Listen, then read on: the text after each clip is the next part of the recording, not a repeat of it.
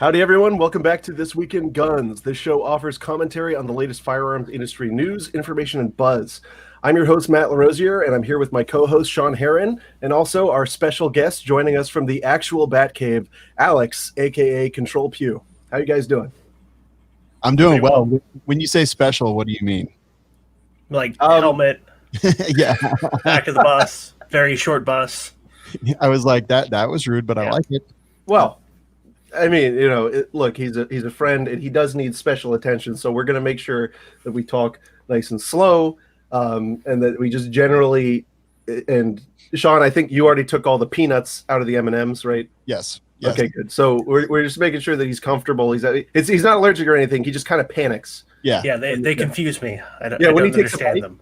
And then he gets that different texture. Right. I saw him. He just started crying last time. It was a nightmare. We don't need to have that again. Ball in the corner, crying. Yeah. It wasn't pretty. Very sensitive to different things. Okay, yeah, that makes sense. So yeah, Control Pew. Most of the people who listen to stuff that I do know who he is because I talk about him all the time, and Matt does as well. So yeah, Alex, welcome. Yeah, but just for those people who might not know, just what do you do? Like, what is your value in this world? Oh boy. Well, that's deep. Good Lord. So I'm part of a community that 3D prints guns, basically. So we're designing or developing various implements for the firearm community that you can make in your home privately without any government oversight or control. Yeah. Whoa. And you've got a great guide that I actually used when I got into 3D printing at guide.controlpew.com. That's CTRLPEW.com.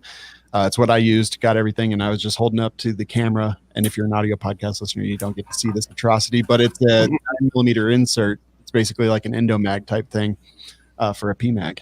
And I was holding up to the camera something that Alex and I are working on together that's actually kind of pop secret. And I won't tell you what it is, but if you're really clever, you can figure it out.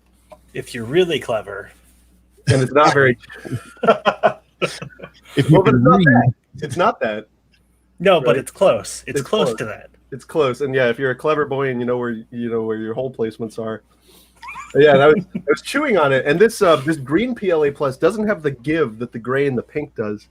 Huh. So we may want to work on that. Yeah, make it edible. Yeah. Yeah. Well, because they're just treats. They're not anything else. No, absolutely not. These are all treats. I love it.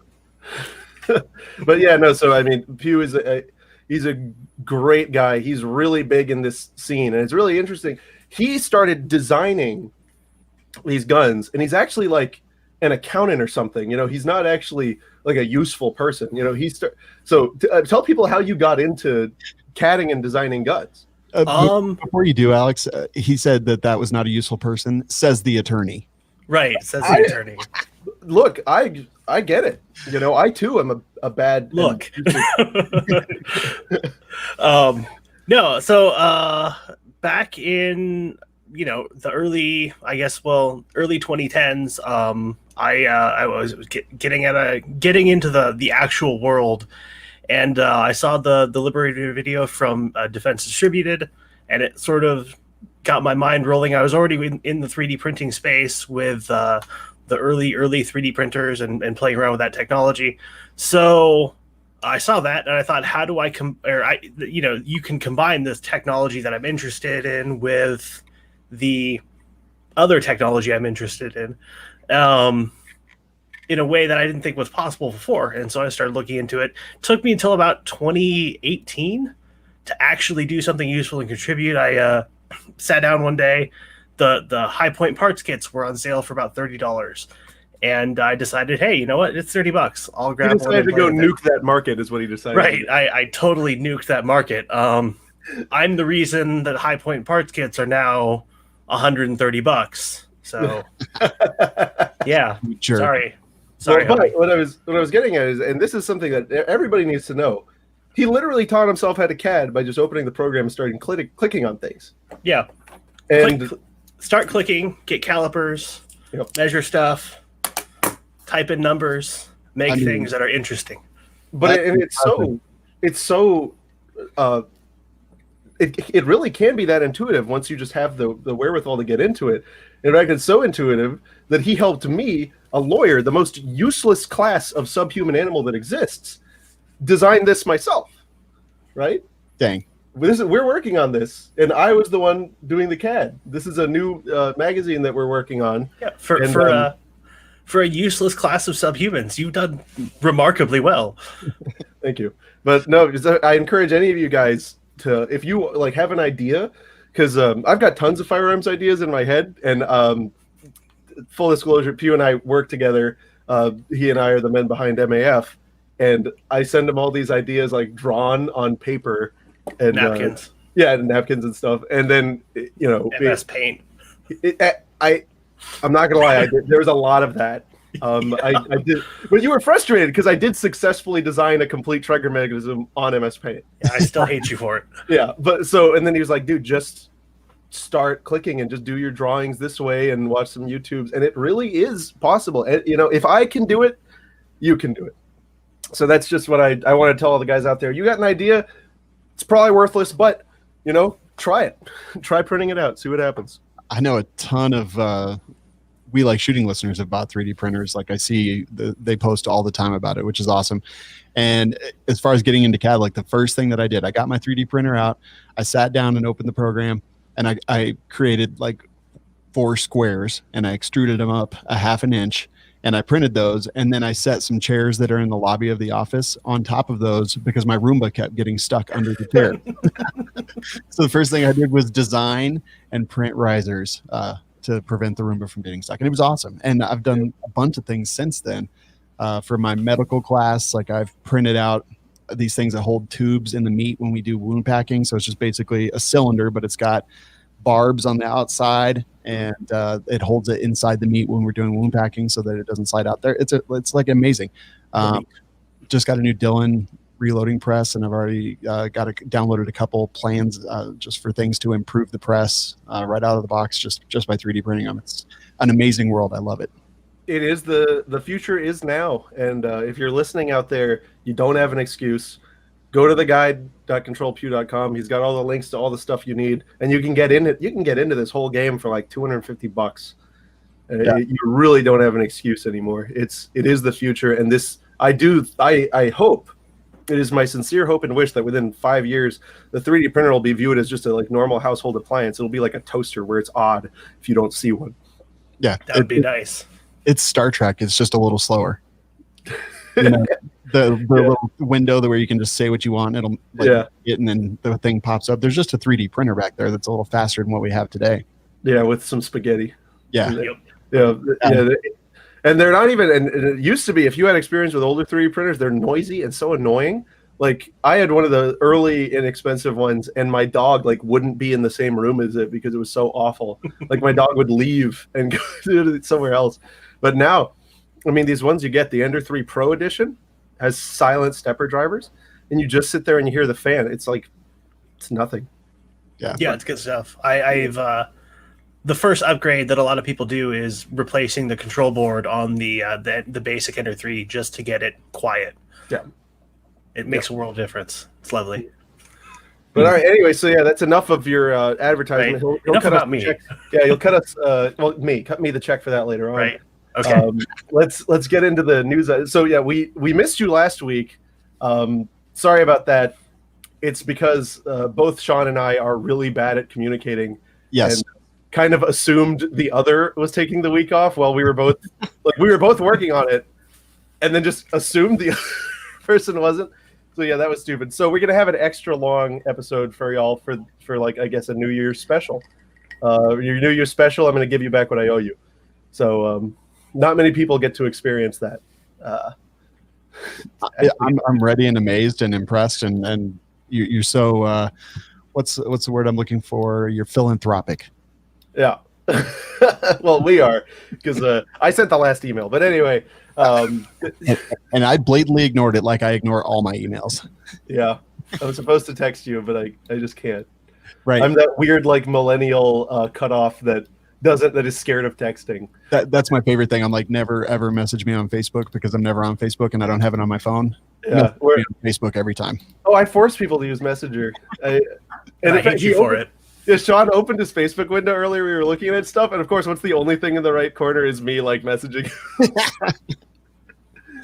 That's awesome. All right, well, yeah. So what's first story, man? It's gonna get me angry right off the bat.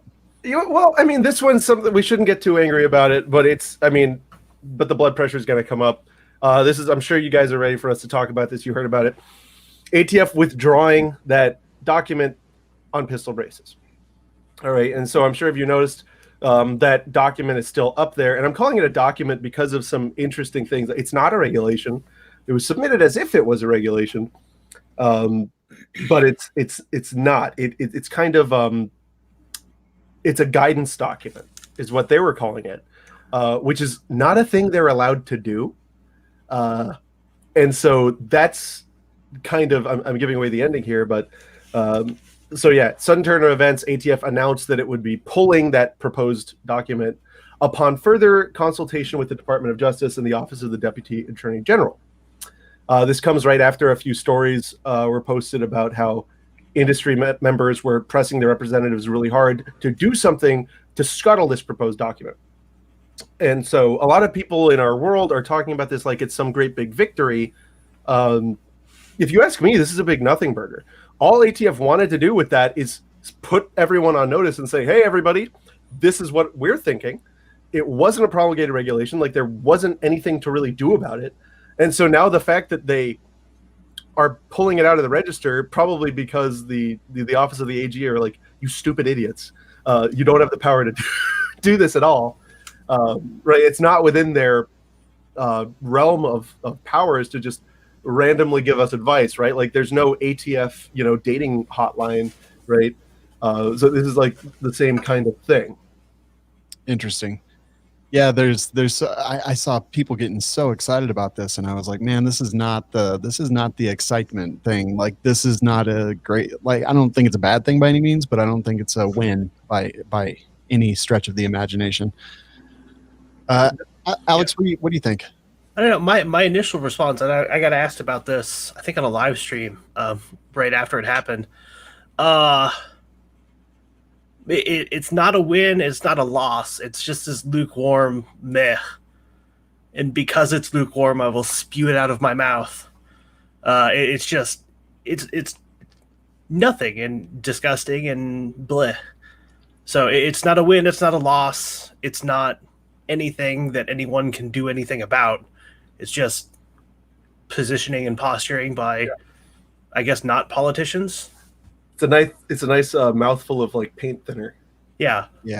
It won't kill you. It's just like awful. But the way I look at it is they wanted to get this information out there, and they did. So you can't unring the bell, right? Them pulling it back doesn't undo anything. This is, if anything, I feel like it's kind of good because we at least know where their heads are at.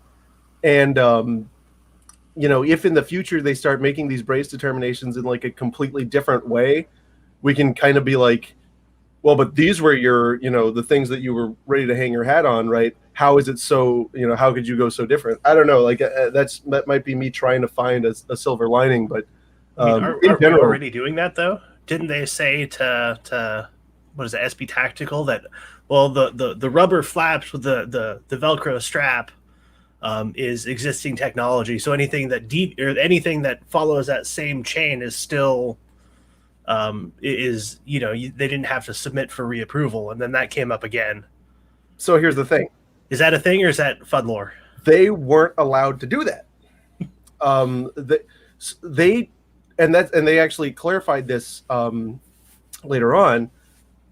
ATF and the firearms, blah, blah, the Boy Scout division they have there, they are only allowed to opine on completed firearms, things that fall within their jurisdiction, or whether or not it does fall in their jurisdiction.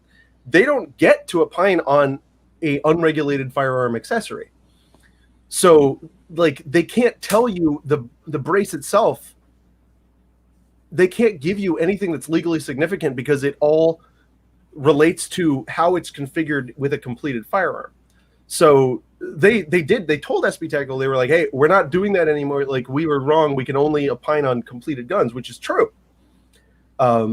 And so then the part of the big problem here that ATF was complaining about is that people thought, and the industry was leading them to believe, that if you, as long as it's a brace, you could attach it in any way, and the weapon would still not be considered an SBR. And then we had things like, people were sending me, and I know Alex gets this too, people were sending me pictures of their felonies.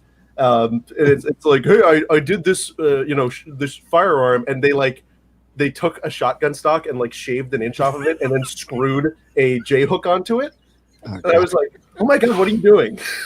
Don't forget the nail sticking out the back of the stock. I showed you that one. Oh my God, it was so awful. And they were like, no, but you can't shoulder it because there was part of the screw head sticking out of it. And it's like, dude, don't show me this, and don't show anyone. But that's the problem, is that I guess that's the problem they were perceiving, is that people got this idea, and the industry may have led them to believe this, that if you tape the brace onto the back of a stock, that you were okay. And that. But again, I'm not simping for the ATF. I refuse to do that. I'm just saying, ATF doesn't get to tell you about your brace. They don't get to tell me that this is a Sharpie, right? That's not their thing. I mean, totally, the whole thing. And I guess listening to you explain it, I didn't realize what a gross overstep this seemed to be until you've explained it at multiple shows now. But it's not even a thing that's like me offering opinions on heart surgery, right? It is not my purview. I have no expertise in this matter. Well, but you're a rare bird, right? Because you're a person who's a public figure who doesn't want to step outside his laboratory. And I think we're also used to people who are like, oh, hey, Dr. Fusi or whatever is his name. What kind of car should I drive? And taking everything as gospel. And people have asked me that on my YouTube channel, on Fudbusters, they're like, Matt, give me your opinion on the mask mandates. And I'm like, no, I'm going to stay in my lab. And when they make that related to guns, it can come in my lab. But I'm not stepping outside of my lab. So you, Shawn, are good for doing that. But I think that, most people aren't. They think that if they're an expert in something, or an alleged expert in something, that they ought to be, their opinion ought to matter for everything. Yeah. I think it goes into celebrity worship culture and things like that. Have I ever cared what an actor had an opinion about? No, not once ever. Every now and then an actor will say something that aligns with my beliefs, and you might retweet it or something. Maybe, or be like, hey, that was cool, to myself. Generally, I could give a crap what actors say, or celebrities, or musicians, or really anybody. I don't care what anybody says ever. I just care about what I think about things. And if other people critically think about things, then I'm just kind of down with it. But anyway, I don't know how I got there, but the ATF does not critically think. No man is an island, but Shawn's a peninsula. That's what I got out of that. Yeah, exactly. Leave me alone. Except for these guys. These guys are here. Get off my lawn. That's the message that I really want to get across to everybody. Yeah, for sure. But I mean, but anyway, so guys, my takeaway on this is, don't freak out one way or the other. This is just a big, ugly nothing burger. Yeah, and there was much celebration going on, which I worry about, because when we feel like we've got a victory, we don't fight as hard for the next battle. Yeah, we get complacent. And I mentioned it previously, that pushing these things so hard constantly and being outraged about every single thing that happens, whether it deserves outrage or not, is it's one of those very tough things, because we get tired and we get outrage fatigue. Yeah. And let's not have outrage and celebration fatigue all at once. Let's actually pay attention and act when we need to act, and sit back and stand by when we need to sit back and stand by. Bread and circuses will do funny things to a populace. Definitely. Yep. Next story. So, and this is going to be one where I kind of crap on some of our friends, but there's people reporting that this new appropriations bill is going to let us get those Korean M1 carbines that we've been wanting so bad, right? So for those of you who don't know, the Obama administration basically made a mess we were going to get all these M1 carbines and M1 Garens in from Korea. They weren't, and they were to be resold. These were sold to Korea by the U.S. government, and so they can't come in back through CMP, which is just for guns that were leased to other countries. And a lot of people got confused about this. But so government was okay with it, and then all of a sudden, Obama administration's like, "Oh no, these are weapons of war." So you can't bring, utterly ridiculous.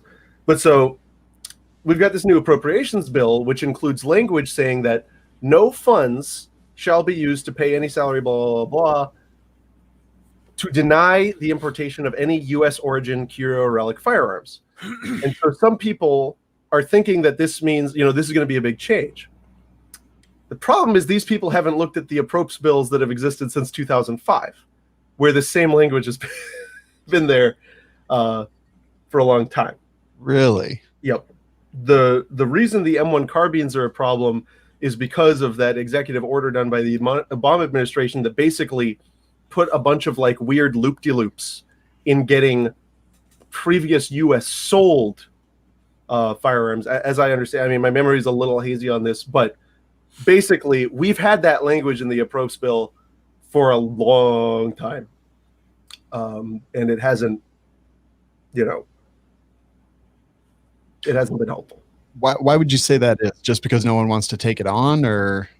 Well, no, it's because these are a different type. Like, so that language, what it is to like when you find like a crate of 03 Springfields and M1 Garens in Latvia, right, or wherever, and you apply to bring them in as a private company, they're not going to deny it. Those are U.S. origin curio or relic firearms that are over 50 years old. So they're going to approve your import. But the M1 carbine dealie with Korea is a specific ball of spiders manufactured with a combination of the odd way that those guns were sold and the very pointed way the Obama administration made a mess of it. So this is something that can be cured, and it could be cured administratively, but it hasn't been done. So, dang, Alex, would you want one of these? I mean, it'd be cool to have. It's not particularly my style. I don't think I could. I don't think 3D printers exist that can like duplicate it yet. So, no. So we'll see. Wait, I mean, it's always make sure you got him on record saying that. Right? Oh God, yeah. So crushed by this dude. He still gives me crap because I was quoted one time as saying, "Oh well, you couldn't make an AKM receiver on a 3D printer," because I never just imagined making it 2 inches thick. Right. But so just remember what you said. 2 weeks later, we released the Plastikov. Yeah. Yeah. 2 weeks later, the Plastikov came out, and so I had to eat a whole crow. Amazing. Still feeding it to you. Every chance I get. So Ivan, can you get on that carbine, please? Yeah. Right. Absolutely. Yes. Somebody needs to work it. No, I mean, yeah, this is a thing that I would probably own if the price was right, but like if it was expensive, maybe not. But I would totally kind of maybe possibly want one of these. Do you not have one, Shawn? I don't. Oh man. I know. Have you shot one? Yes. A buddy of mine has a bunch of stuff like this, and I have shot one. I will tell you guys, if you haven't shot an M1 carbine, it's like a 1022 in 30 cal. Yeah. It's a gun you just pick up and you can slap crap with it right off the bat. It's one of the most shootable firearms ever to exist. They are kind of picky. The mags are garbage. And the only good mags are the GI mags, and they were so weak they were basically one-time use. So there's no good mags for them. So your gun's going to be picky. But when you get a good happy mag with your gun, oh man, it is just a joy to shoot. These are some of the best little carbines for enjoyment shooting. Yeah, they are fun. They're way too expensive as well because a lot of them went out and didn't come back in. And it would be good, right, for us to get the price under like the $1,500 mark that it's at now. Good Lord. If I was going to do that, I'd get a grand. If I was going to spend that money. Right. Yep. No, yeah, carbines have been more expensive than Garens for a while. I got my carbine a couple years ago for $800, and that was like a buddy deal, you know? And I mean, that's Garen money. Buddy deal carbines are Garen money, so. Yeah. So this is Oh, go ahead, Alex. I was saying, I told my wife when we got married I was going to have one of each, and she didn't quite realize how many guns there were in the world. So, I mean, I will have one. I do want one, but it's going to be like after the Barrett M82, and we're it's down the list a ways. You have one of those, right, Money. Shawn? No, man. 50 BMG is on my list. I kind of want the one that's like the upper that has been classified a firearm by the ATF. I kind of want one of those, but I don't know. It's on my list. It's on my short list. It's probably top on my list. But getting back to this M1 carbines thing, is it? I don't know. I have seen this celebrated by some people in the gun world, in the gun content creator world, and realizing that, oh, hey, it's been in there. Like, how do we combat this? It's been in there for over a decade. Like, it's a thing that exists. So people are out there crowing and celebrating about this non-win. Yeah, I mean, it's just a matter of checking yourself, man. That's it. When you see something that's too good to be true, especially in the government context, it probably is. So you should figure out in what way it's, not as good as you think it is. Yeah. Yeah, definitely. And we just don't see the reason that this, people don't know about this wording. It's because we really just don't encounter that many U.S. origin C&R firearms out there. A lot of them, are already re-imported. And like I said, many of them that were out there were in the Lend-Lease program, and those automatically came back. So this doesn't need to come up that often. But yeah, I mean, I hope it would be cool if in the, if right on his way out, Trump did something to reverse that, those administrative actions, which he can.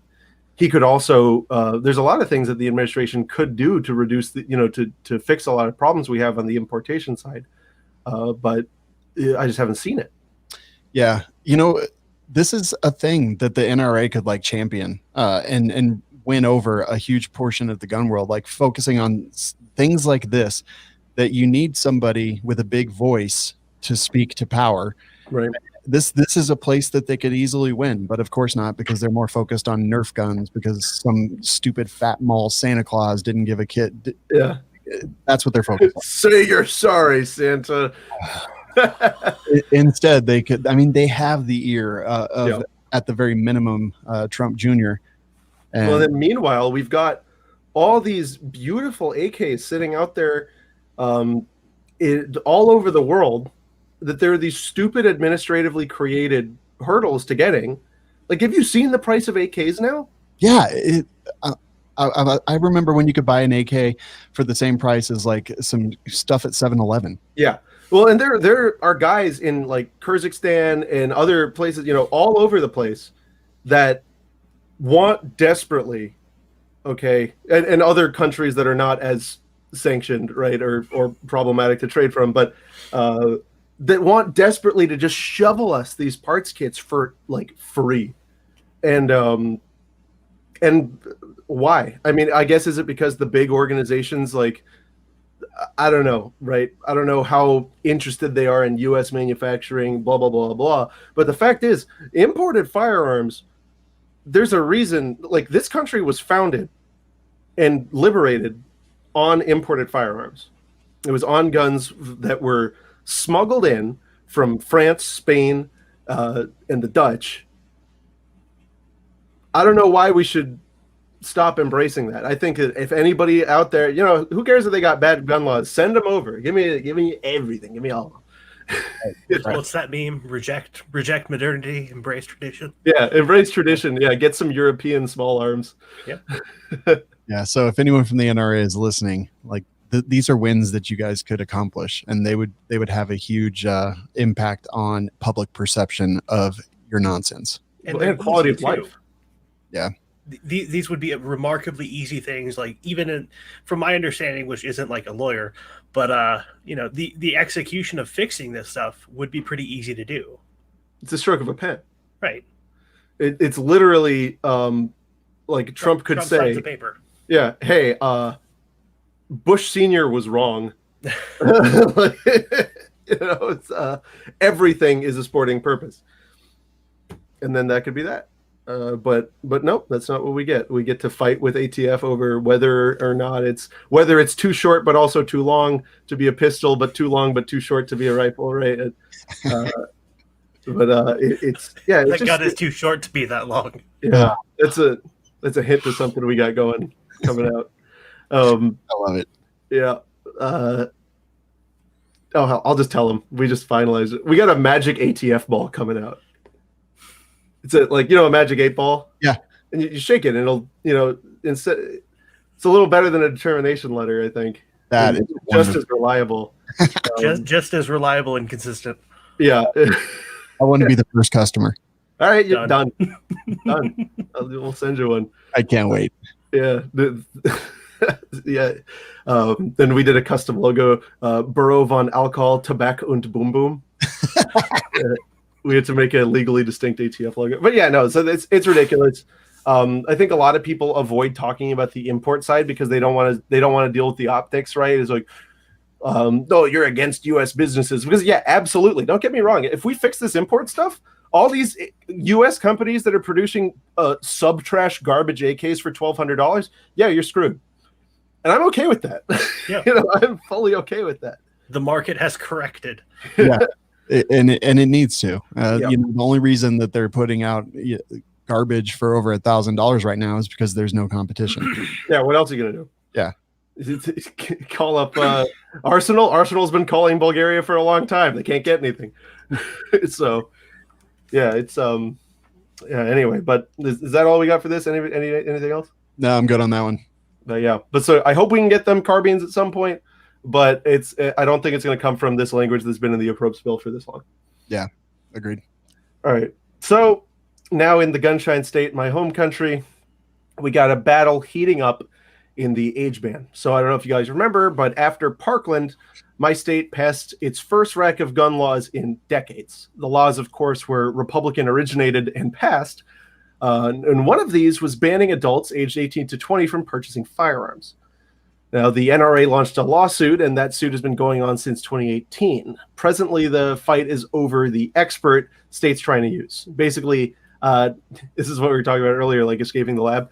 FSU's medicine professor, B-Day or whatever, is charging the state $500 an hour to testify as an expert on adolescent brain development. He basically contends that you're underdeveloped until you're 21 or like something, and thus you shouldn't be able to buy guns. Which, I mean, sure, I agree. Young people are stupid, but I don't know what that has to do with the rights of a fully formed adult human. No, Alex, why don't you talk about this one first so I can take a breath? Oh, dear God. So when I was in Japan, there was a vending machine at this little resort I was staying at, and I was like 14 at the time, and they had beer in the vending machine for like 300 yen. And Japan has a drinking age, and I was well below it, but I still bought a beer from the vending machine, and because you couldn't stop me because there's beer in the vending machine. And I kind of feel the same way about guns as I do about beer in a vending machine. So, yeah, I think the age restriction is ridiculous. I think a government saying, well, you were an adult at 18 and you're considered an adult at 18 for all of these other things, but except for buying guns and, I guess, smoking, right? No, smoking. Drinking and smoking too. No. Jesus. Yeah. So, except in those three things, you're an adult. You're an adult when you're 21. At the age of 18, you're still like retarded. So, but if you're 16 and you hit someone with a car and they die, you're going to be charged as an adult. So you're an adult in that case too. And it's like playing games with a 4-year-old. It's like they win all the time because the game is called They Win. So this is all nonsense. But if I can figure out a way to charge the government $500 an hour to testify as an expert witness, I'm going to do so. Yeah. I mean, fair. And that's the one frustration I have with this is that all of these professors are usually like rampant progressives who are massively anti-capitalist, and then they do crap like this. It's like, come on, man. Like, so I only get angry at capitalism when it benefits progressives. But Actually, no, this isn't capitalism because the state's paying him. What am I thinking? Yeah. I still win. But no, it's ridiculous. I mean, I wish I could be as forward about how I feel about these things as you are, Alex. But it's let me just tell a little story about just how wrong this is. All right, I have and I'm not going to use any details, right? But I was approached by a young man who needed some help. He was freaked out because he had been basically his firearm had gotten stolen. All right.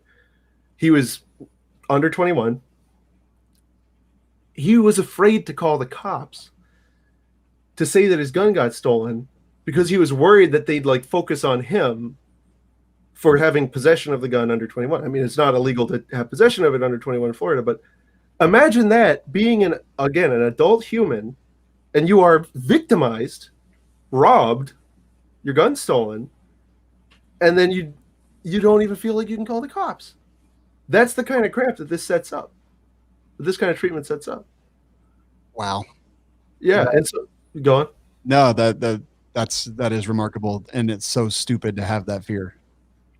Not him stupid. Yeah. Stupid that he felt like he had to feel like that. It's immoral that he was put in that position because obviously as a person, above the age of 18, he's living on his own. He's got an apartment, he's in a position to get robbed. And so then what you're going to tell him, okay, you can have your apartment, you can do all this stuff, but you try to go buy yourself a heater to keep yourself protected. Sorry, dude. Guess you're on your own. And it's a mess. It's a crime to sell it to them. It's a crime for them to buy it. It's just a turbo crime. Look, ages are arbitrary, right? Like I know plenty of people who I went to law school with that are not fully formed adults, right? I know plenty of people my age who still aren't fully formed adults. No, they were not at all adults. Like they didn't understand where they were, what things are, stuff like that. But if you're going to set an age and it's arbitrary, you just set the age and let it be arbitrary. Yeah. If you're an adult for one thing, you're an adult for everything. Yep. If you can join the military, you can do everything else. So let me ask you a question here about this law. You said it was a crime to purchase and a crime to sell. Is it a crime to make? That is an interesting gray area. I don't think it is, but I am not going to give any legal advice or anything to anybody, especially not in my own great state of Florida, the state bar association of which I am very terrified of. So please let me keep my license. But I've read these laws and I've thought about them a lot, and I'm not going to say I've encouraged people to buy 3D printers, but the law is focused on the purchase, and there is nothing illegal about, from what I understand about the law in Florida, gifting these firearms to young people because it's not illegal for them to possess. So interesting. Yeah. That's all. I feel like if I say any more, like I think we butted right up against the edge of not legal advice. Yeah. Well, legal advice is pertaining to someone's specific situation, but I am so terrified of my government and regulatory bodies that I try to stay on the good side. Yeah.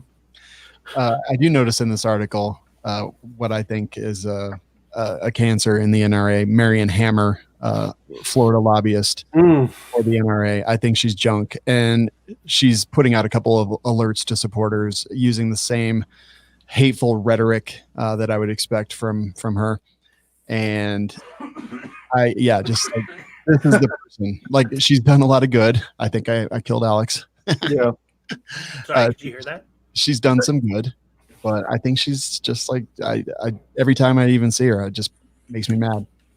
Well, geez, I hope one day I have your no, I wouldn't have any friends if I had your lack of filter. And I don't have a filter. She's trash. Like, she is a detriment to gun rights. I'm not saying that she has always been, but now the last 5, 6, 7 years, absolutely a detriment. I will say Yes. So I you know, I'm sure she's a very nice lady. No, yeah, no, you try to bog things down. You try to Yeah. like they done some weird stuff, especially here in my state, and it's really I've just here I've been very weirded out. That's all I'll say. Everything I've seen, nothing has been to me like, oh yeah, that makes perfect sense. You know, it's always been like, huh? Yeah. But here's direct quotes from her. She says that shouldn't be, let's see, says that this doctor shouldn't be, and as far as I know, Marion Hammer is not a doctor, nor is she someone who I feel is qualified to rule on the qualifications of medical personnel. And she says that he's a rat brain and mouse brain expert, and that the state is relying on junk science. And this is, you know, I'll give it to our side as bad as I give it to the other side. This kind of stuff, like, I don't think is healthy, and I don't think that it does us any good in situations like this. Well, it's healthy in the courtroom, like, because you're trying to discredit your expert, the state's expert. But like, yeah, this isn't the type of stuff that you should be putting in a press release. Probably, you know, I don't know. It's I can see why those statements are being made, because there's some legal significance. Because he is not from what she's saying. You know, what do I know whether it's true or not? But if what she's saying is true, then it's really not appropriate to have him be testifying, especially, you know, before a fact finder. Yeah, and I assume that the what is it? The defense in this case is making those same arguments, but probably doing it much more eloquently and articulate than she is. Well, yeah. So NRA is the plaintiffs in the case. Okay. And the defendant is the state, and the state is trying to call this witness from Florida State University. So yeah, I assume that the people who are actually in the courtroom are doing a better job of this than she is. Oh yeah, no, they're lawyers, so you can't be 100% sure. Yeah, but I will also say that I absolutely have an extreme dislike for this individual, and I don't think she should be associated with the NRA at all. I'm going to send her a Christmas card from you. Picture of my middle finger, because I want it to match the last 3 I've sent her. I'll just be like, we'll scan and print your middle finger. I love how uncomfortable I'm making that right now. Well, I am down to talk some crap, but for some reason, people within my state just have me spooked. So I don't like to poo in my lawn. I also like to be a peacekeeper. So yeah. I think I'm going to send her a Christmas card from you. That's totally fine. As long as it's a picture of me flipping off the camera, I'm totally. I'll put something else. I'll put something weird. Okay, perfect. Like some anime or something. Yeah, like I will. You'll be like, these are my favorite characters. I really want you to watch this DVD. That would be wonderful. What did he mean by this? I will give extreme respect to people that I think deserve it, and people that are out there fighting for us. I do not believe that is the case, or that it is her case. And I totally get it. You live in Florida, like that is a thing, and you want that. But I think that she's been a cancer in the NRA for way too long. Yeah, and I don't know much about the internals of that organization, luckily. But yeah. I've taken us way off target. No, it's okay. I'm sure. This is great radio, man. With my hammer hate. Yeah, no, I mean, I love it. I'm feeding off of it. I'm just. Let's talk about Biden. Let's do it. Yeah. All right. You want to say? Would you be okay? So what's your blood pressure right now? Will your heart pop if I say something nice about Biden? No, absolutely not. Okay, then I'll say it later. Let me know when you get back. We get back over to that 190 zone. Right. But yeah, no. So, a recording leaked recently where Biden, he chided his more progressive colleagues about their overenthusiasm for executive authority. He referred to the Constitution as the supreme law of the land, without which we have nothing. Which, I mean, that's pretty vapid, but whatever. This is an interesting juxtaposition with his statement that nobody fought harder to ban assault weapons than him. But so basically, he was here saying that they were suggesting that assault weapons be banned by executive order, and he seemed to come and say we can't do that. whether that'll stop Kamala Harris from just doing it anyway when he's sleeping is another story, but or trying to anyway. But it is nice sometimes when you see these people who do, did work in constitutional law, like remembering that there are some triggers there in the document. All right. Yeah, for sure, without question. Like this, I saw this morning, and I saw it in the notes, and I was like, okay, you know what? I respect the hell out of that. Maybe that's not what happens, but to hear him say that tells me that at least he's an American and not a complete Nazi at this point. Right. And I mean, like he may have just like read some of his favorite parts of the Constitution, and one of those happened to be like the separation of powers, but he didn't read the whole "shall not be infringed" piece. It's like it's just so weird when you hear these constitutional scholars. Right. I hate that word. And I've been called that. It's such a stupid word. But like talking about, no, the Constitution demands this. And then they just like spray some absolute trash about like, like backing up the FTC or, in like First Amendment concerns or like, or talking about gun control. Like, sure, the Constitution isn't perfect, but if you're going to dance with the girl, you got to dance with the girl you brought, Yeah, totally agree. Alex, where do you go on this one? I mean, I think you guys both have the correct response. You gotta, if Damn you right. can't recognize I try not to be a yes man, but in this case, you got me, right? If you can't recognize your opponent's sort of move and respect it, if it's logically consistent, I guess in that case, then then your entire reaction is based on emotion. You're wrong, and you shouldn't be playing. So yeah, I think all we can do is respect it and continue to wage our little sort of propaganda war against him and hold him to it. Yeah. Absolutely. And I try to be even in things, and I think that Trump did good things for the country, and I think that the bum stock ban, he was a complete and absolute and utter idiot, and I despise the decisions that he made there. So yeah, if I can throw criticism and praise at one, I should absolutely be able to do it with Biden as well. So yeah, most things I despise. This thing, I think, yeah, I can agree with that. You can respect your enemies in times of war, right? When it's like this to me, it feels like we're generals sitting watching across the battle, and it's like, oh, I noticed they're not shooting our medics. Yeah, I respect that. Yeah.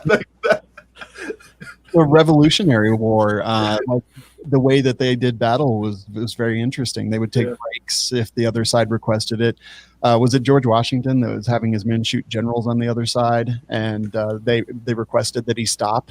I might be missing who the main character in that story was, but things like that. It was a much more civilized warfare. Yeah. And it was probably just because the guns didn't go there that far. So yeah, it had to be civilized. Otherwise, it'd just be a mess. Yeah, absolutely. If I got that wrong, email me so I can correct my my attribution there. Yeah, email, like, comment, and subscribe. Please boost our engagement. Yes, absolutely. Leave us reviews on Apple, iTunes, Google Podcasts, all that stuff. We appreciate it. The bell.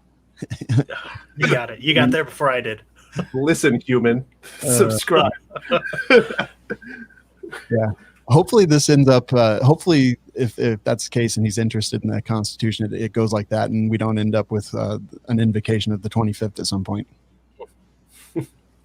So yeah, if you love the Constitution, smash that like button right now. All right. Ring the bell like the Liberty Bell. All right, next up. You guys know about ShotSpotter? Oh, yeah. Okay, you all heard about it. So for those of you who don't know, ShotSpotter is this stupid, ugly box they put on like telephone poles. That basically it's a system of microphones that triangulates where gunshots are. And in cities that have this, basically whenever there's a gunshot, cops show up right away, which is quite annoying if you have the right to shoot on your property and you're doing it lawfully, because you just have to keep dealing with dudes showing up. But last week, the company ShotSpotter announced that 7 cities, all with populations under 50,000, would be adopting its technology. So this is just weird to me, right? Yeah. First of all, let's talk about the merits of this system and the proposed value that they bring. Like, what do you guys see? And I'll start with you, Alex. Like, what do you see as the value that this might bring? And we probably all agree that it's dumb, but let's put ourselves on that other side. Like, what value could people see that this might bring? I think generally speaking, in a urban community or a suburb, like they're talking North Chicago, if you're gonna have gunshots in the cul-de-sac, someone's probably injured, and that means a faster police response, faster emergency medical response would be helpful, especially when response times in these places are already 15-20 minutes. You bleed out in 8 or less or so. It's been a while since I took a TCCC class, but 8 minutes, I think. Less generally. Right. So, 20 minutes is a long time when you're, kind of dying. And generally, like most people, like I would assume most people are still, not prepared in their daily lives to deal with that sort of traumatic injury. So, yeah, there's some value there. I think when you start getting into smaller and smaller communities where people do shoot, like I have a neighbor who lives across the highway, and he's on a farm. I would imagine if they put a shot spotter in front of my house, they'd pick up gunshots from his place all the time. So, it's kind of when you get into a smaller community, it becomes less and less relevant. Yeah, I can agree with that. So, like medical care, providing faster medical care if gunshots erupt in a place. Matt, what are your thoughts there? Like, what problem may they be trying to solve? So there's 2 areas in Florida that I am based out of: Palm Beach and Orlando. Palm Beach, they've got shot spotter all over the place. Orlando, they don't. They put shot spotter down south in areas where they think there's like gang activity, stuff like that. In those areas where basically the communities, law enforcement has trained the communities by brutalizing them not to call law enforcement for any reason. So naturally, when there's a gang shootout, and it would actually be useful to have law enforcement, people know better than to call because they're fearful that something they're doing would be the subject of harassment or any other form of brutalization. So does it make sense there? Yes. Does it make as much sense as preventative policing and actually like being involved and invested in your communities? No. And the other thing that concerns me is that it puts it treats de facto a gunshot as a problem. So sure, like in a city center where there's not going to be, right, where like let's say there's a city ordinance banning shooting or whatever, like in a downtown area it's not really normal that you do target shooting. Something like this could make sense and not really be a problem. But then again, this isn't about that. This is about tiny towns adopting it. Mm-hmm. And if you're in a tiny town, I would think probably more often than not a gunshot is not a problem, right? So, and then with the medical thing, I don't know how it's done everywhere, right? Like every municipality is free to implement this however they like, but at least over here, they just tell the cops. They don't go and send an ambulance. You got to wait for the cops to show up and then see what's going on. And, right. So it might not even serve that. And I do think that people who are injured, who have been shot tend to, get over their reluctance to call for authority pretty quick. So I'm not sure how useful it is for like saving human life. I think it might be more useful in just like bullying people away from shooting in these smaller communities where they could reasonably otherwise shoot by just causing them to be harassed. On net, I think it's just a stupid waste of money, and the only thing police should be doing is spending times in their communities earning people's trust and getting to know the people. Yeah, and I think that's exactly. I mean, maybe they're harassing some of these people in smaller communities, but my guess is that that's pretty actionable by the citizen to be constantly harassed for doing something that's 100% legal to do. I think that they might be able to bring suit against their city.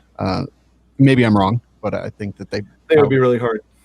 They could prove injury, right? I mean, like their injury is constant harassment, correct? Well, if they're calling in on, so like if they're coming in for gunshots, right? It's just going to be. I mean, I agree with you.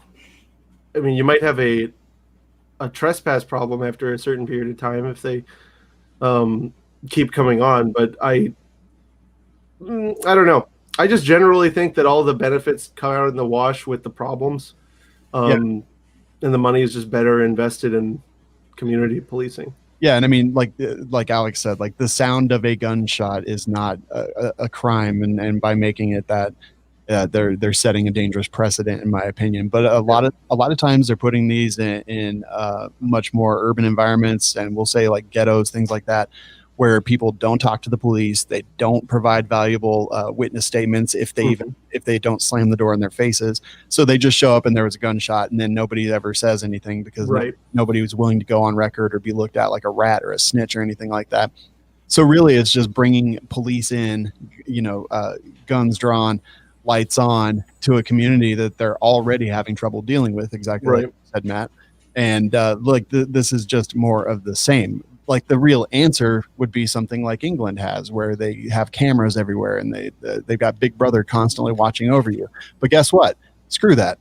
Yeah, that's even more completely unacceptable. Like, to me, this is just a thing that people do when they don't want to face the reality of the world we live in. Like, this is not this is a Band-Aid on ephemeral artery bleed. Like, it does nothing except further push the populace away from the law enforcement and the government, in my opinion. Right. Yeah. I mean, and like you were saying, sometimes the cure is not worth the bitter taste of the medicine.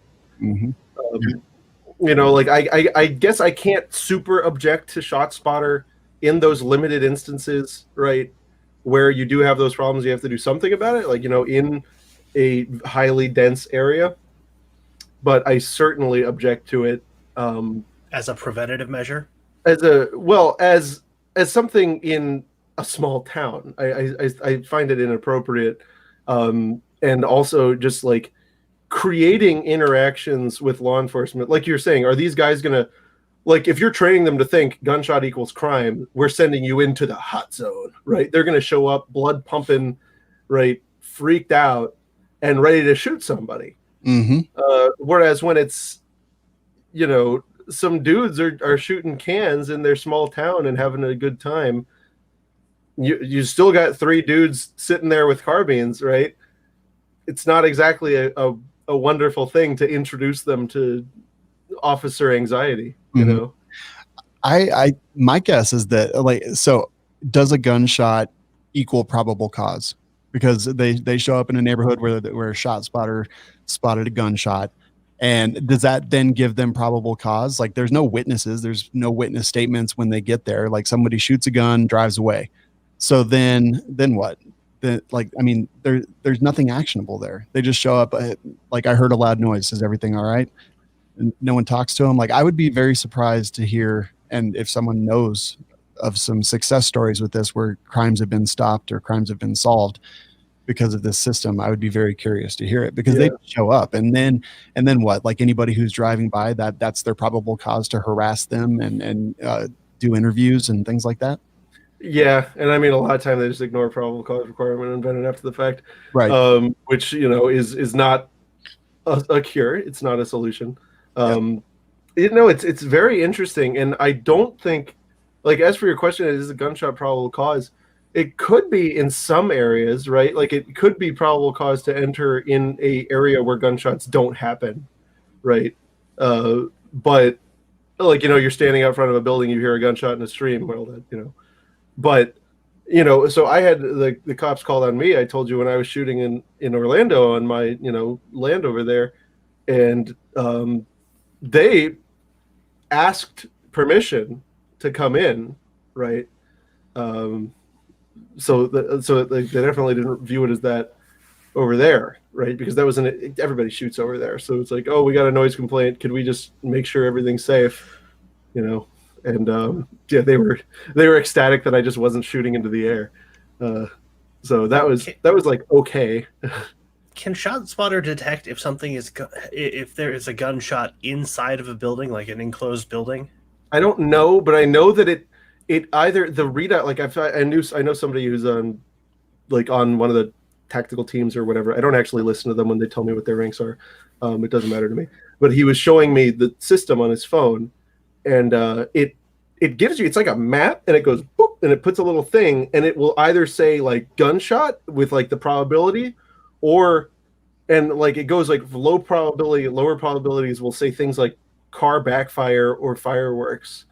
But it's actually pretty good at identifying gunshots as distinct from other things. Mm-hmm. It's not very good at identifying suppressed gunshots. Noted. Yeah, it thinks they're fireworks if it detects them at all. This stuff, like red light cameras, like these things annoy me to no end. Yeah, I hate it. I just hate surveillance state. Yeah, same. You know, and I'm not anti-technology, right? I'm not a Luddite. I just don't. Yeah, I want to have state uses it.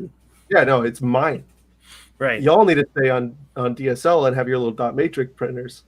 Yeah. That's cute. It's quaint. You keep that.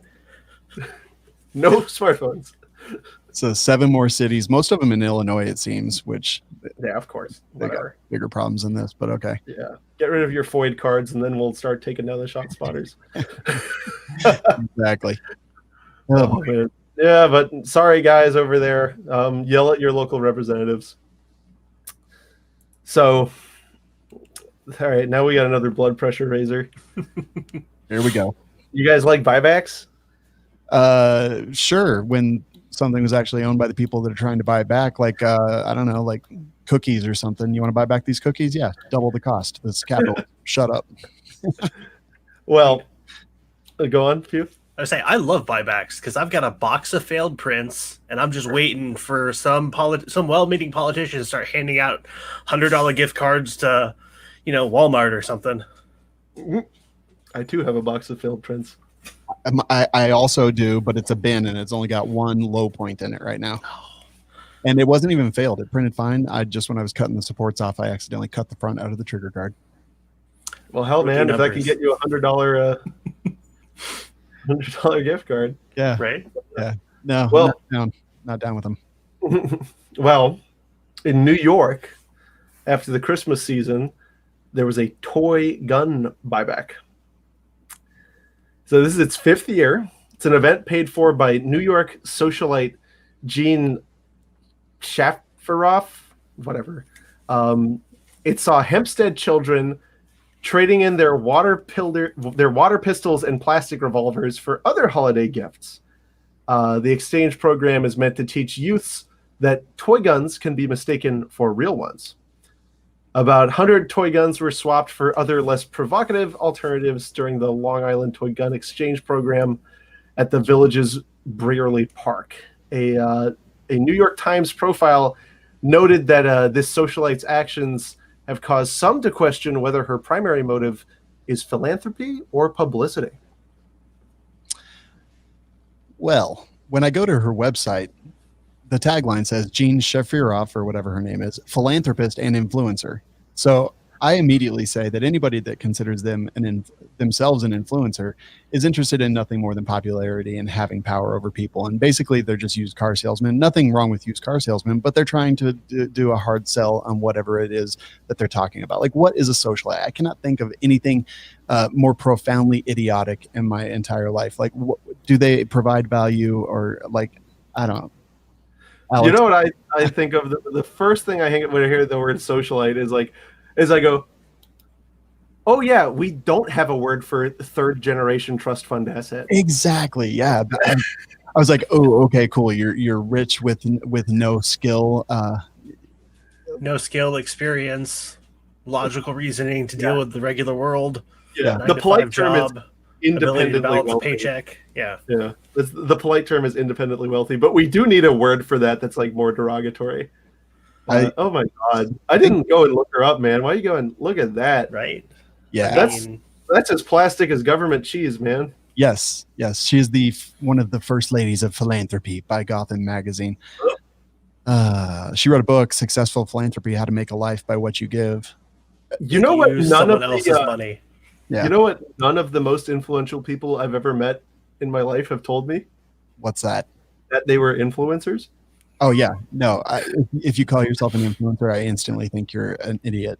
You're a failed influencer. Yeah. That's.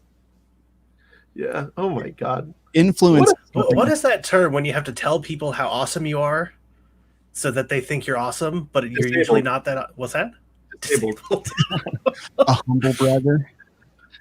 I don't know. Like, influence is a thing that is granted by. It's an intangible thing granted by an audience of something, right? Like, influence is something that you cannot just declare yourself as a purveyor of. Like, influence is something that's granted because there's respect by a group of individuals that will grant you that influence. Like, what does she have? Like, this is one of my triggers. You got me. Shawn, can you send me a glass of your haterade for next week? Yeah, man. What was in the Starbucks? Oh, is that what it is? It's because they looked at you funny because of your shirt. No, I tip really well because I appreciate the baristas because they've got skills unlike socialite influencers. Hold on, I'm not going to say, look, if I was a third generation trust fund child, I would totally be a piece of garbage. I can't be mad at them for that, but I'd be doing like, you'd see me driving around with like in like a 62 Chevy C10 with the back full of 3D printers just beeping, going, get one! Yeah. Pop one off the plate. You want some files? Just throwing SD cards full of guns, grenades. Yes. See, that would actually be wonderful, and you would gain the influence. You would have Robin Hood syndrome, and you would get the influence of the people that you are giving these things to, like by creating value. Exactly, right? Creating value, having skill. If only you could both, learn about value and the necessity of creating it for other people, and also have an unlimited amount of money and never understanding where it came from. Then these people could like really do some awesome stuff. Mm-hmm. Yeah. Just think of what they could accomplish with their influence and their money if they actually put it to something important. Instead, they're having luncheons with a bunch of other hoity-toity jackasses. Yeah, I would do the luncheons, and I would definitely weld like 4 Cadillacs together and drive it. But I would also definitely drive around every day with a pickup truck full of 3D printers going free, take one.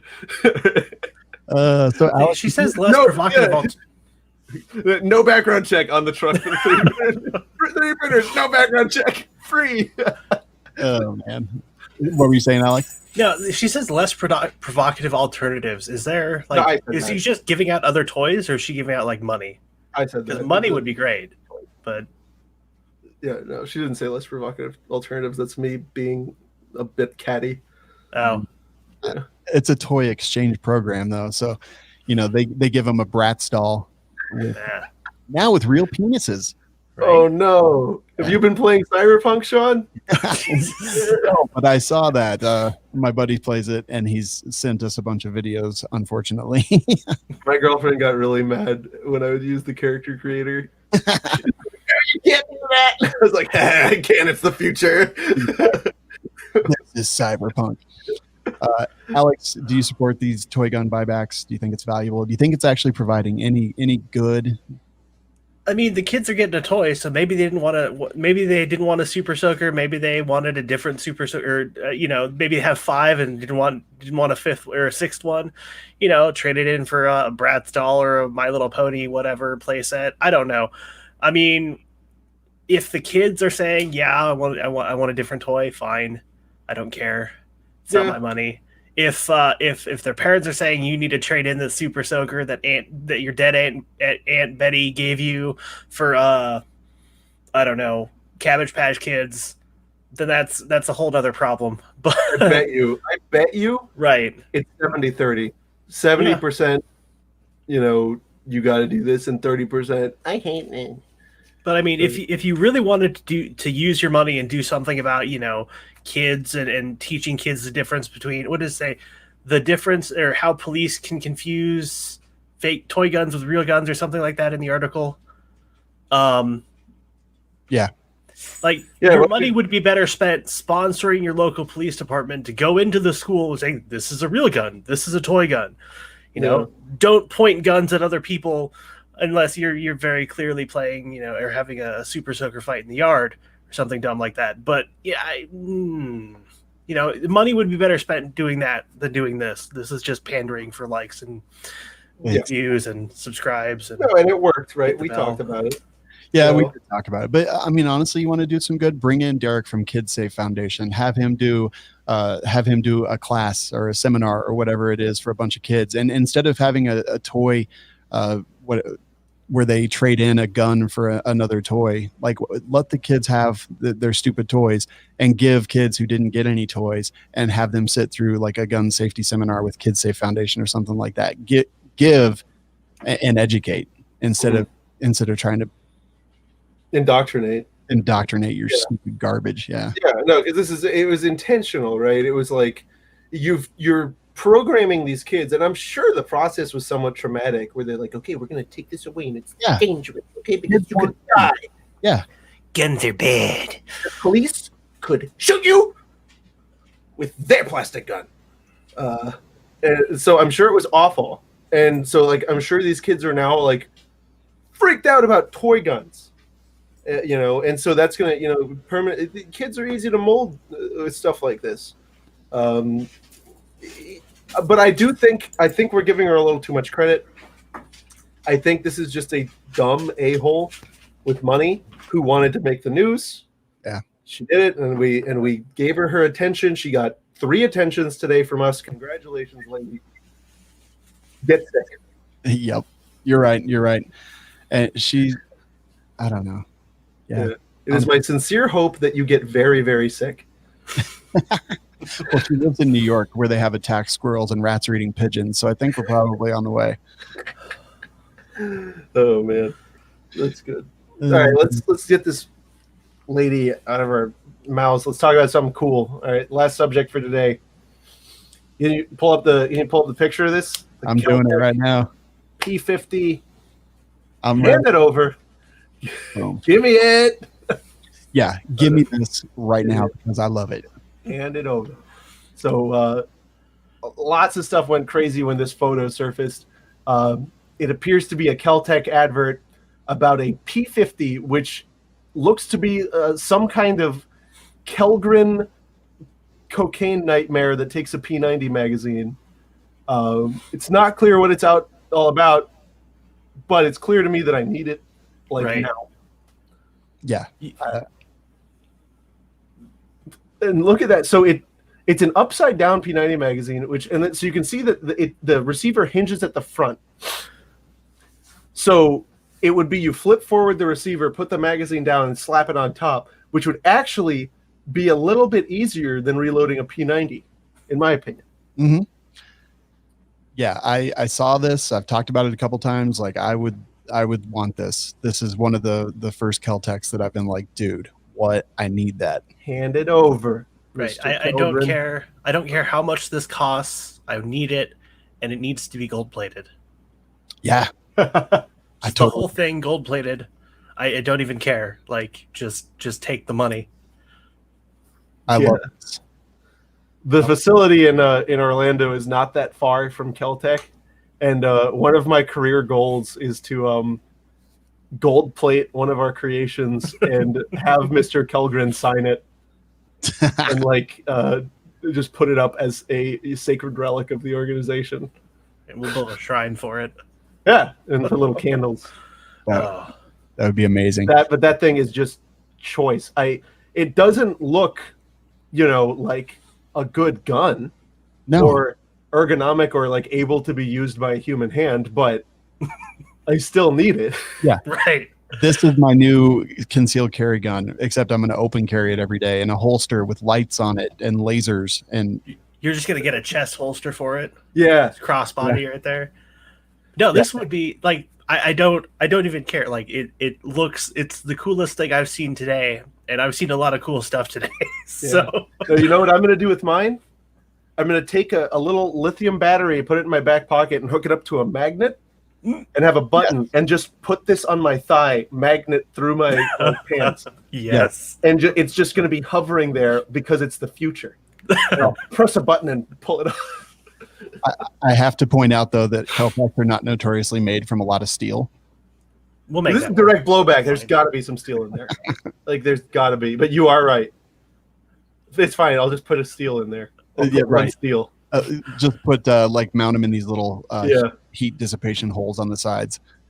Yeah, we don't need heat dissipation. We only got 50 rounds of 5.7. Do you guys know anybody from Kel-tec? I know a few people, yeah. Okay, because we need like models 1, 2, and 3 just right here. We'll pay for them now. We don't even care. I'm dead serious that I would literally purchase this right now if it was available for sale. Can you get us that meeting with Kellgren to get him to sign our gold thing? Maybe. All right. Maybe. Let's make the gold thing. It takes some work to get stuff done over there, but yeah, there is a reasonable chance that I could at least put it in front of somebody who would make the decision. Well, look, a friend of mine told me that they were going hard on 3D printers. So if they need any help with 3D printers, like, we can make this happen. We can all come in for the meeting. It's fine. We know some guys. Right. Yeah, and I'll find my white suit. Yes. When you present a gold trophy, you have to wear a white pimp suit. Right. I want the P50. I would hand it over. They're gonna make like 11 of them. And why do they do that? That's one thing they do. Like, when you find something like the RFB came out. Yeah. And when it came out, like years ago when it came out, I'm like, I need that. Couldn't get it for what, like 5 years? Mm-hmm. There were guys every gun show. There was a guy that had one for like $3,500 for years, and then all of a sudden you're able to get it, and that's my favorite Title I firearm is my Kel-tec RFB. I love that gun. Really? So, I didn't expect that about you. Really? Yeah. Why? I don't know. I don't love them. He's a man who collects guns from France and Florida. I mean, that's true. Oh, look at the pupper. Yeah, this is Cherry. Hi. Cherry. She's like, what are you doing? And why are all Cherry's like, oh, she's sniffing the mic. She's like, I hate it when you talk about that agency. Exactly, I know. Pupper. We're raising her to just play dead, so. Okay. Yeah. Yeah, exactly. She hears the frequency of the radio and just lays down. Every time she sees a badge, she just rolls over on her back. Like, badge. That's awesome. That's good. My dog is too friendly. She would run up for like a hug and 12 gauge. Yep. So would she. Sorry, Cherry. So hopefully Kel-tec comes out with these, and if not, hopefully you guys could 3D print some. Yeah. I want to get my dog on camera, but she's not here. There's one surefire way to get her, though. Treats? No. Her name is Alex, and she really hates when you mispronounce her name in the form of a certain evil megacorp entity. Alexa? Alexa? Oh, God. Alexa, what is the weather in Greece? Here she comes. Come here, baby. You hear the pure anger? Yeah, that is amazing. Oh, here she is. Oh, she's still mad. Oh, are you sleeping? That is so amazing. She hates Alexa. Yeah. So does. So do I. I literally had to get rid of them. That is so awesome. I've got the Googles everywhere, but the best part about that is you just triggered everybody who has an Alexa's Alexa. Oh. Which is great. Right here, let me hold Alex. Alexa, please reorder 3 Ender 3 Pros. Boom. That just happened. The filament. That just happened. All right. Alexa, order 12 rolls of pink PLA Plus. I love that your dog hates that word. That is amazing. It's fantastic. She also doesn't like to be misgendered. Oh yeah, sorry. Who's a, no, she's a girl. Who's a good boy? Oh boy. A good boy? I'm sorry, girl. You're a good girl. Dang. Isn't that hilarious? Of all the useless things to train your dog, I didn't train her. Those are the best. I didn't do it. I didn't do it. I swear. She's so swear. smart. No, I don't. Well, she's pretty smart. She's a real a-hole. But yeah, no, she just like, if you mispronounce her name, like if you say any syllable wrong in Alex, she gets mad. She gets super mad for the Amazon one. But yeah. So great. I love it. Corgis are smart. They're just really stubborn and rude. Good for her. That's what I like. Well, all right. I think that's all our topics. I think it is. I think it's all our topics. Alex, remind people where they can find how to get into 3D printing, because there's so much cool stuff that you guys do, and how to keep track of like all the great stuff that you guys do. Right. So step 1, go to the guide.controlq.com, get a printer, begin. Step 2, join us on Keybase, where the team is DETDISP, DET_DISP. And if that's too much work for you, I'm at ControlQ across all the social medias. I run controlq.com. That's where you're going to find basically the headlines, the news bulletins, whenever we do new stuff, new, cool, interesting releases. Yeah, tune in, come and build stuff. Love it. That's exactly what I did. Alex was on one of my other shows, and literally as we were sitting there talking, I ordered the stuff, got it set up. I printed a ton of stuff. It's actually fun and liberating, and yeah, it's great. I highly You bought an Ender 5 on air, didn't you? I bought the 3. Okay. The 3, yeah. I bought it on air. I got all the recommendations from the guide, which I actually still haven't installed any of. Like mine's just been running. Like it runs so great and it prints so well. Right. That I haven't even wanted to mess with it. Just now, maybe I'll do some of them now that I have to figure out what's wrong with it. But yeah, I love it. And it was incredibly inexpensive. I thought it was going to be like thousands of bucks or $800, and no, it was like $250. That was it. Hey, how long ago did you buy that? Let's see. I don't know. I got it from Amazon. Right. I feel like it was like October. Yeah, I think so. We did the show. Yeah. I can't remember now. It's been a minute. I've done like 900 shows since then, so it all jumbles together. But yeah, anyway, check that stuff out. Matt, it's your ship to sign off. Well, right on, everyone. Just a heads up, we've got a new Fudbusters video coming out this week on the Polymer 80 raid. I don't know if we'll get that up in podcast format yet. That's up to Shawn, so blame him if you want to get it in audio and you haven't. True. But yeah, that's it for us. As always, thank you guys so much for tuning in to us. A lot of you radio listeners, if you're not aware, we're uploading the live broadcast with video to YouTube now. If you want to see all of our passable faces communicating, you can do that. But until then, thank you guys so much, and we'll see you next week. And sorry about my outrage. Yes, no, it's good. I wish I could have done it more myself. It's like you hit all my triggers today. It was amazing. It was amusing outrage. And I'm fading out. And